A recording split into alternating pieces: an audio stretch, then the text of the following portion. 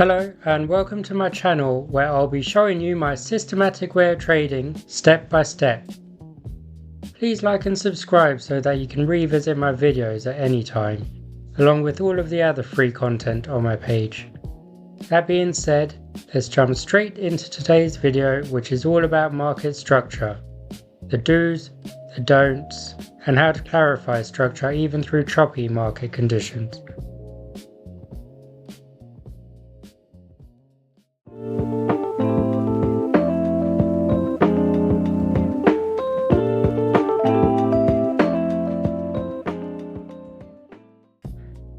So let's start with the basics first. What is market structure?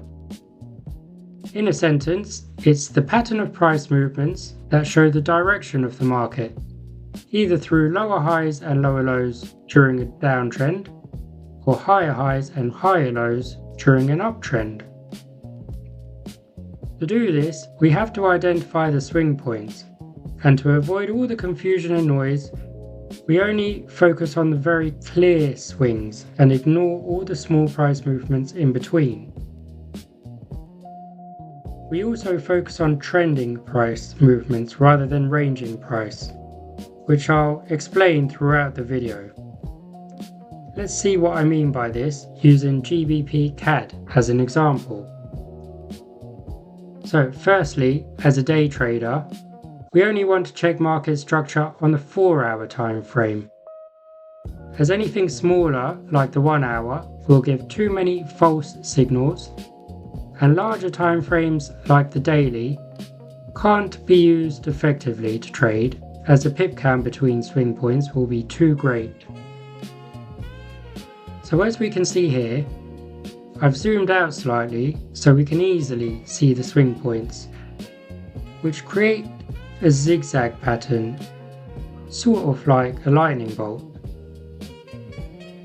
As I mentioned earlier, during a downtrend, there is a series of lower highs where the highs are lower than the previous highs, and lower lows where the lows are lower than the previous lows. So let's mark a few of these out.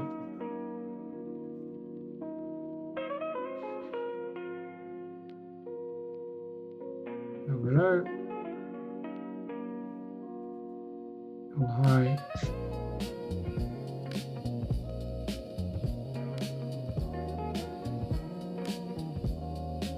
lower low. Now the first thing to note is during a downtrend, we need to focus on the lower highs, and as long as price does not breach the lower highs, it will always remain in a downtrend regardless of what happens with the lower lows. Let's keep mapping this out. Lower high, lower low, lower high. So as we see here, the low does not come down as far as this low. So in this scenario, as I said earlier, we only need to concentrate on the lower high, and as long as price does not breach the lower high, which could indicate a change of market structure, we have to just wait patiently and see if it would break the lower low instead, which it does do here. So this would be the next point that we mark out. Lower low, lower high, lower low, lower high, lower low, and lower high. Again, just as before, where these are equal lows and equal highs, we wait patiently to see if price will breach the lower high to indicate a possible change in market structure, or breach the low to continue with the downtrend, which it does so here. Now, over here something interesting happens. There's a sharp movement higher, and then the low does not come down as far as a previous low. which could indicate a break in structure for an uptrend. So we want to keep a close eye on the lower highs, which would now be this clear swing point. So as we can see, price does breach the lower high, and as it's made a higher low and now a higher high, we can validate that this is now in an uptrend. So let's mark a few of these out now.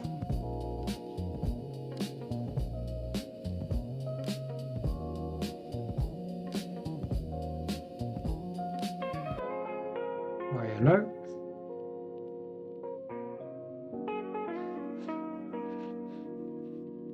Higher high. So, just as with the downtrend, but we flip the script with an uptrend, we only need to concentrate on the higher lows. As long as the higher lows do not get breached, this will always remain in an uptrend, regardless of what happens with the higher highs. So let's keep mapping this out. Higher low, higher high, higher low, higher high, higher low, and higher high, higher low. As we can see here, price has not reached the higher high, so we want to keep a close eye on this higher low and wait patiently to see if it breaches the higher low, in which case it could indicate a change in market structure.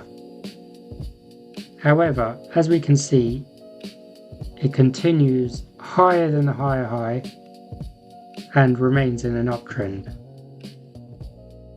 Higher high, higher low, higher high.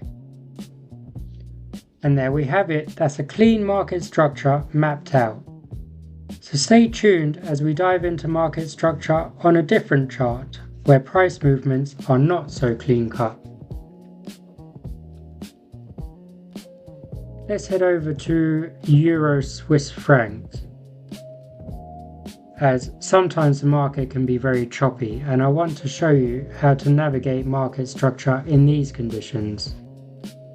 So take what I said in the first video and let's apply it here. But the first thing to note during a volatile market or a ranging market is that I tend to concentrate more on the candle bodies rather than the wicks. This is very subjective and you have to just make a judgment call based on the scenario. So if we start with this high point, we can start mapping out market structure.